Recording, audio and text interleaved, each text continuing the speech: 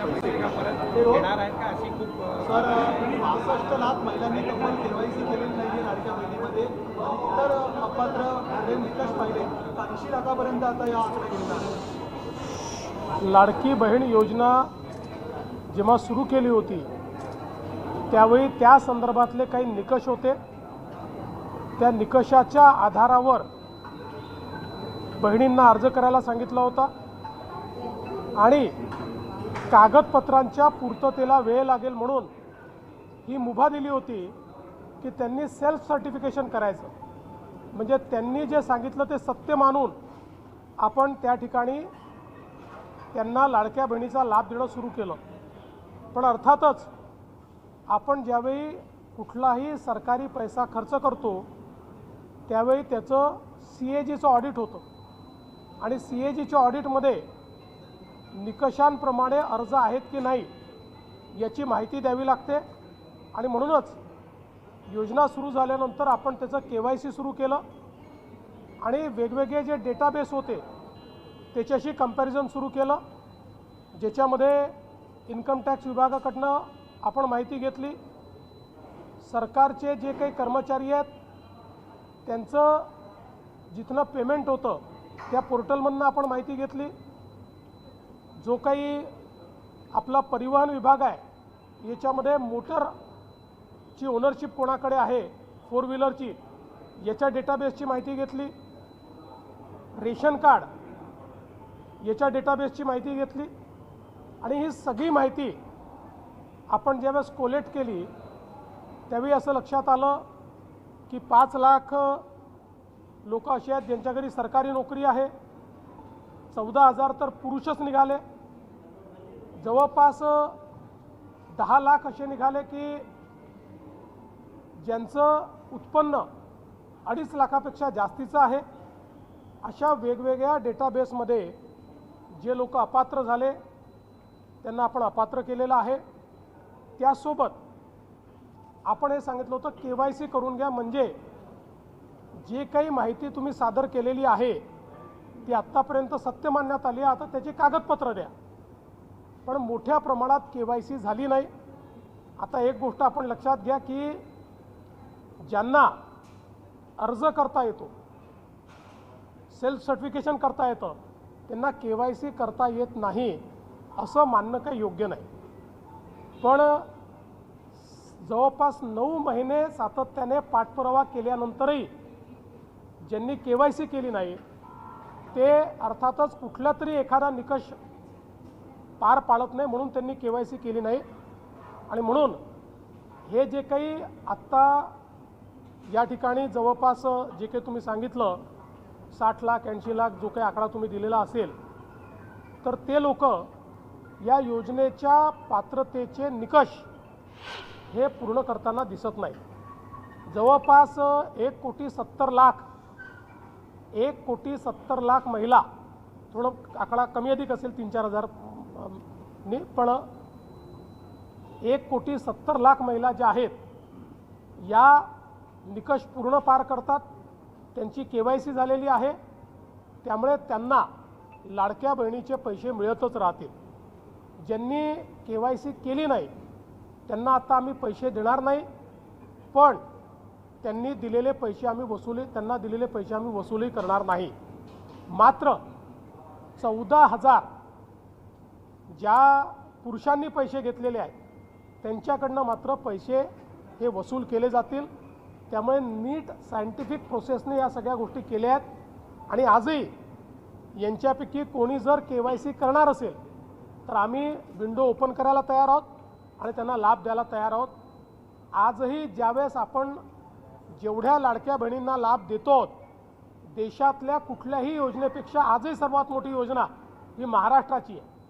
आजही देशामध्ये एवढा लाभ 1,70,00,000 कुठलंच राज्य देत नाही जे महाराष्ट्र देत आहे।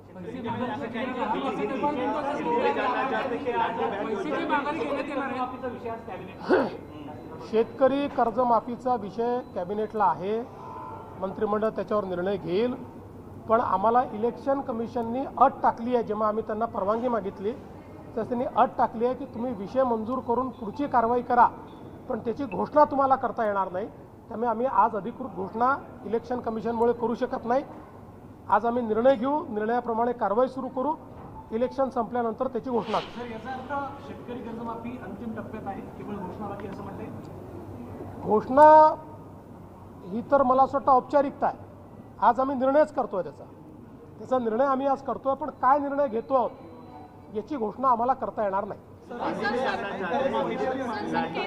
केलेले आहेत बदल्यांसंदर्भात. हां, सीआयडीच्या एसपी ज्या होत्या पुण्यामध्ये, वैशाली मानेंनी काही आरोप केले की तर बदल्यांमध्ये या संदर्भात DG साहेब लक्ष घालतील आणि जे काही त्या बोलल्या आहेत, मला माहीत नाही ते काय बोलले आहेत, मी ऐकली नाही आहे, पण DG साहेब त्यात लक्ष घालतील. लाडली बहन योजना में 81 सर, लाख एक महिलाओं के मराठी- नाम वहाँ पर काटे गए सर, एक मराठी- हैं. 7 लाख सर, एक से ज्यादा महिलाएं हैं, उन्होंने EKYC भी नहीं की है. क्या इनसे पैसे वापस लिए जाएंगे जो पिछले 20 महीने से पैसे ले रही थी? देखिए, जिस समय लाड़की बहन या लाडली बहन योजना हमने शुरू की, उस समय कुछ उसमें कंडीशंस थी. चूँकि वो कंडीशन पूरा करने के लिए लोगों के पास कागज पत्र जमा करने को समय नहीं था, इसलिए हमने अलाउ किया था कि जो बहनें सेल्फ सर्टिफिकेशन करके कहेगी कि हम इन कंडीशन को पूरा करते हैं, उनको ये पैसा मिलेगा. उसके बाद वो पैसा देना हमने शुरू किया. और आप जानते हैं कि जो सरकार का पैसा होता है उसमें CAG का ऑडिट होता है, और कोई भी CAG का ऑडिट जो होता है उसमें से लाभार्थी कंडीशंस पूरे करते हैं कि नहीं, इसका वेरिफिकेशन आपको करके CAG को देना पड़ता है. इसलिए उसके बाद हमने वेरिफिकेशन शुरू किया. इस वेरिफिकेशन में कई प्रकार की एनोमलीज ध्यान में आई. मसलन 10 लाख हमको ऐसी महिलाएं उसमें मिली कि जो हमने ये कहा था कि 2.5 लाख जिनको मिलते हैं उससे ऊपर, अगर 2.5 लाख से ऊपर किसी का उत्पन्न हो तो उसको इस योजना का फ़ायदा नहीं मिलेगा. तो 10 लाख ऐसी हमारी बहनें थी कि जिनका जो वार्षिक उत्पन्न था ये 2.5 लाख से ऊपर था. 5 लाख ऐसी बहनें थी कि जिनके घर में सरकारी नौकरी थी. 14,000 तो पुरुषों ने ही उसमें अप्लाई किया था. हमने इनकम टैक्स का डेटा लिया, हमने परिवहन का डेटा लिया. इन सारे डेटास के साथ या एक घर में 2 बहनों को देना चाहिए था, तो हमने जो हमारा रेशन कार्ड का डेटा है उस डेटा को भी इस डेटा बेस के साथ रन किया. इसमें जो लोग वॉयलेट कर रहे थे, जो लोग कंडीशंस पूरी नहीं कर रहे थे, उनको हमने अब रोक दिया है. साथ साथ हमने KYC करने को कहा था. 9 महीने तक लगातार हम लोगों ने नोटिसेस भेजी, लगातार कहा, एक्सटेंशन दिया, फिर भी जिन्होंने KYC नहीं किया, इसका मतलब यह है कि कोई ना कोई कंडीशंस में वो नहीं बैठते हैं. इसलिए ऐसे लोगों का अभी जो हम लोग उनको पैसा देते तो हमने बंद किया है. उनमें से कोई अगर आगे भी KYC करेगा तो हम उसको पैसा देंगे, लेकिन अब इसको हमने इस पर फ्रीज किया है. और साथ साथ ये भी फैसला किया है, इनमें से किसी के भी पैसे वापस हम वसूलेंगे नहीं. केवल जो पुरुषों ने महिलाओं के नाम पर पैसा लिया है वो वसूला जाएगा. और मैं ये भी बताना चाहता हूँ, 1,70,00,000 महिलाओं की सारी कंडीशन फुलफिल हो गई है. उनको पैसा मिलते ही रहेगा, योजना कभी बंद नहीं होगी. और आज भी देश में अलग अलग राज्य जो योजनाएं चला रहे हैं उसमें आज भी सबसे बड़ी योजना ये महाराष्ट्र की योजना है और ये चलते रहेगी.